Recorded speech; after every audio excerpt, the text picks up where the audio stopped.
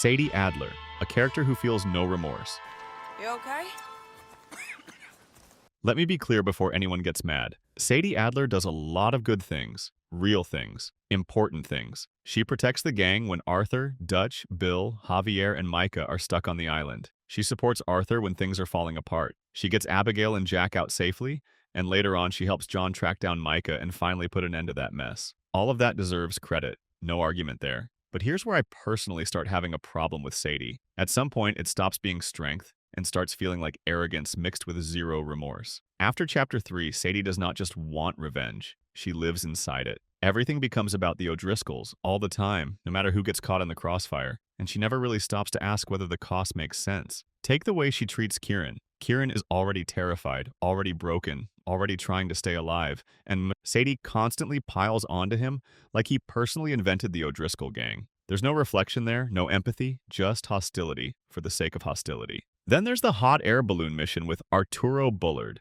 Honestly, one of the strangest and most uncomfortable moments in the game. Arturo is just a guy. He's polite, enthusiastic, genuinely excited about his balloon business. He even offers Arthur a hard-boiled egg out of his pocket, which is weirdly wholesome for this game. And what does Sadie do? She picks a fight with the O'Driscolls for no real reason. The result is Arturo getting shot in the chest and dying. And Sadie's reaction? Nothing. No guilt or acknowledgement that an innocent man just died because she could not let it go. She immediately switches the topic to Colm O'Driscoll's execution like that somehow balances the equation. Later, during Colm's execution in Saint Denis, it happens again. The job is done. Colm is dead. Everyone could leave quietly, and instead, Sadie decides it's time to turn the entire street into a shooting gallery. Innocent people get caught in it, and she never looks back. And this is where it gets uncomfortable. At times, I honestly found Micah more likable. Micah is awful, but at least he knows what he is. His cruelty comes with self-awareness and a dark sense of humor. Sadie, on the other hand, frames everything she does as justified, even when the cost is clearly innocent lives. That lack of remorse is what makes her hard to like. Not her strength, not her anger, but the way she never stops to ask, was this worth it? Javier Escuella loyal, until it costs him something. No, you've got a problem. Look at how you're acting. Javier Escuella is one of those characters who looks loyal right up until loyalty becomes inconvenient. For most of Red Dead Redemption 2, Javier feels like a solid ally. He rides with Arthur. He backs him up in gunfights. On the surface, he comes across as one of the more dependable members of the gang. The kind of guy you assume will be there when things get ugly. And then things actually get ugly. When Dutch finally splits the room and asks who is with him and Micah, Arthur literally pleads with the gang to think for themselves. Not to follow blindly, just to look at what is happening. Javier hears all of that, pauses for a moment, and then still sides with Dutch. This is the same Arthur who risked his life on Guarma to help save Javier. And yet, when the choice is between doing the right thing or staying on the side that feels safer, Javier chooses safety. Not justice, not gratitude, survival. That moment pretty much defines him. Javier does not choose people. He chooses whatever keeps him standing. And this pattern does not end with Red Dead Redemption 2. In the first game, Javier is no longer some romantic outlaw fighting the system. He is working for the Mexican government, enforcing the same kind of power structures he once claimed to hate. The rebellion talk disappears the moment authority offers protection. And if you guys still disagree with me, then here is the final proof. When John Marston finally corners Javier, what does Javier do? He does not stand by Dutch or Bill. He does not stand by the ideals he once pretended to believe in. He immediately offers to give up their locations if it means saving himself. The same people he sided with years earlier. The same people he chose over Arthur. Gone in seconds. That is why Javier feels like a character with no real remorse. Not because he is cruel or loud about it, but because he never reflects. He never pauses to ask who gets hurt by his choices. He adapts, switches sides, and moves on. Some characters in Red Dead Redemption are tragic because they believe in the wrong things. Javier is tragic because he believes in nothing strongly enough to sacrifice for it. And that is why, unlike Arthur or John, Javier never really gets redemption. Not because he is evil, but because when the moment comes to choose, he always chooses himself. Micah Bell. Are you out of your goddamn mind?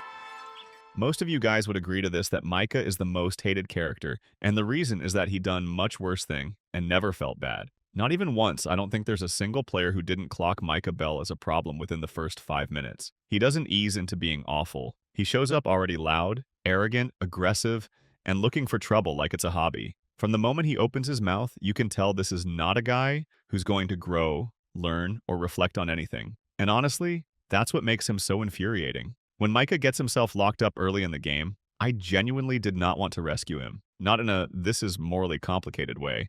More like, why is this even an option? And then you're forced to break him out, and he immediately turns the entire town into a massacre like it's a fun afternoon activity. At no point does Micah feel bad about it, not during, after, or even a fake pause. This son of a bitch kills for sport. He enjoys escalation. If a situation can be solved quietly, he will make sure it becomes violent. If someone hesitates, he mocks them. If someone suffers, he shrugs. There's no internal conflict there. Violence is not a last resort for him, it's entertainment. What makes Micah especially dangerous is that he has zero loyalty. He does not care about the gang. He does not care about ideals or people. Everything he does is about self-preservation and personal gain, and he does it with a smile. He manipulates Dutch constantly, feeding into Dutch's worst instincts, pushing paranoia, encouraging cruelty, and making every bad decision feel justified. And while the rest of the gang slowly realizes something is wrong, Micah is already several steps ahead, quietly working with the Pinkertons and selling everyone out. By the time the truth comes out,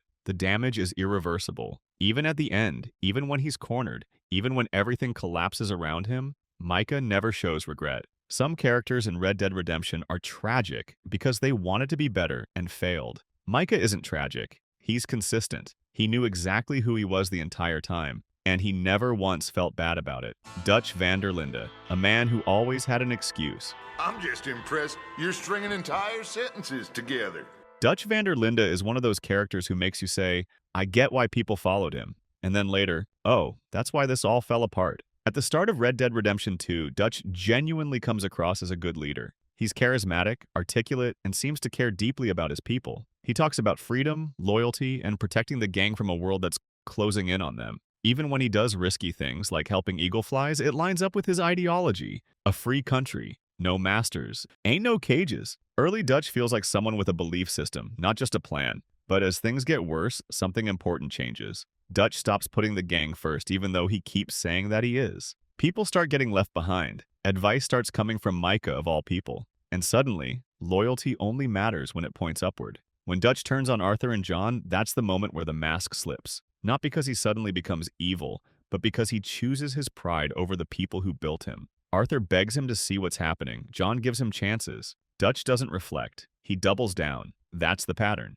What really seals it is what happens after Red Dead Redemption 2. Even after killing Micah, Dutch doesn't change. He doesn't try to make anything right. In the first Red Dead Redemption, the first time John encounters Dutch again, Dutch is holding an innocent woman hostage. Not an accident or some panic move, but a choice. He taunts John, mocks his life, and then kills the woman before escaping. There's no remorse there, no hesitation, just another justification, waiting to be spoken later. And when Dutch is finally cornered, what does he do? He explains himself. He talks about change, about how the world forced his hand, about how he had to fight progress his whole life. It's a speech, not an apology. That's why Dutch never really redeems himself. Not because he didn't suffer, but because he never truly owned the damage he caused. Every bad decision gets wrapped in philosophy. Every betrayal gets framed as necessity. Some characters feel no remorse because they don't care. Dutch feels no remorse because he always has a reason. And in the end, that makes him just as dangerous and someone who feel no remorse. Leopold Strauss.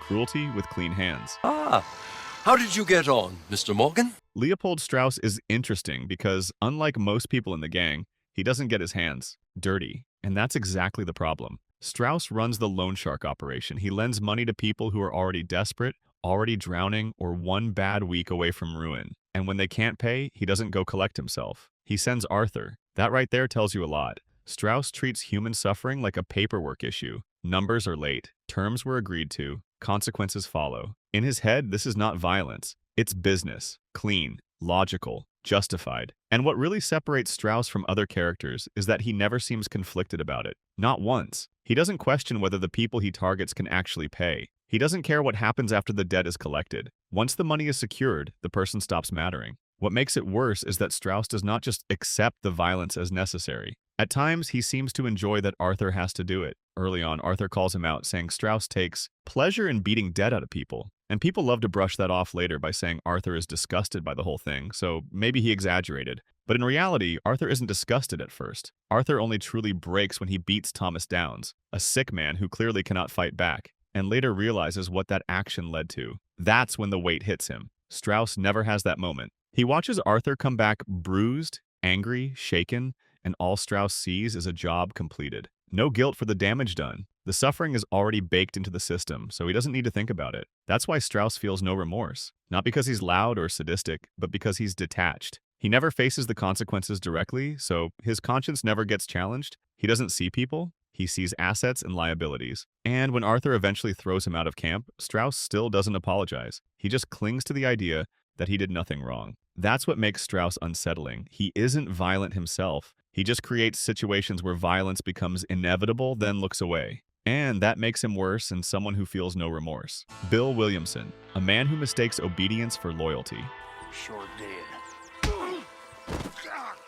Bill Williamson spends most of Red Dead Redemption 2 being treated like the gang's favorite punching bag. Arthur mocks him. The camp mocks him. Even missions sometimes treat him like the guy you tolerate, not the guy you trust. And the thing is, Bill kind of accepts that role. He's grumpy, defensive, and not especially bright, but early on he does seem loyal. He follows Dutch's orders without question. He helps keep the camp safe. He does what he's told, and for Bill, that feels like enough. That's where the lack of remorse starts. Bill doesn't really operate on right and wrong. He operates on orders and approval. As long as someone above him says, "This is what we're doing," Bill doesn't have to think about it. Thinking is uncomfortable. Obedience is easier. That's why when things finally fall apart in Chapter 6, Bill sides with Micah against Arthur and John. Not because Bill suddenly hates Arthur. He sides with the majority. Bill chooses safety. Arthur asks people to think for themselves. Bill does the opposite. He looks around, sees where the numbers are, and plants himself there. In his mind, surviving is the same thing as being right, and that mindset carries straight into the original Red Dead Redemption. By the time John tracks Bill down later, Bill has no interest in fixing anything. He doesn't want forgiveness. He's perfectly happy being a gang leader now, finally on top, finally not the idiot getting ordered around. When John tries to talk to him, Bill shuts it down immediately. That's the key thing about Bill Williamson. He never feels remorse because he never really feels responsible. As long as someone else was in charge, it was their fault. And once he's in charge, well, this is just how things are done. Other characters eventually look back and realize they were wrong. Bill doesn't. He just keeps going, deeper into the outlaw life, committing worse acts with the same blank justification. He doesn't see a mistake. He sees a path. And as long as he's still breathing at the end of the day, that's good enough for him. Molly O'Shea. Call me Molly, would ya? Molly O'Shea is different from most characters on this list because she isn't cruel, violent, or power-hungry. She doesn't enjoy hurting people, and yet, she still ends up causing serious damage without ever really owning it. Molly's problem is not malice, it's desperation. For most of Red Dead Redemption 2, Molly exists almost entirely in Dutch's shadow. She's his partner, his confidant, his emotional support, at least at the beginning. And as Dutch starts slipping into paranoia and obsession, Molly tries to pull him back. She reasons with him, confronts him, she asks for reassurance. None of it works. Instead of being heard, she gets ignored. And that's where things start to go wrong. Molly's sense of identity becomes tied completely to Dutch's attention. As he pulls away, she spirals, starts drinking, isolates herself. She starts acting out, not because she wants to hurt anyone, but because she wants a reaction. Any reaction. Then comes the Saint Denis incident. Molly returns to camp drunk, angry, and emotionally wrecked. She lashes out at Dutch, insults the gang, and then drops the bomb. She claims she ratted the gang out to the Pinkertons. This turns out to be false, but at the time, no one knows that.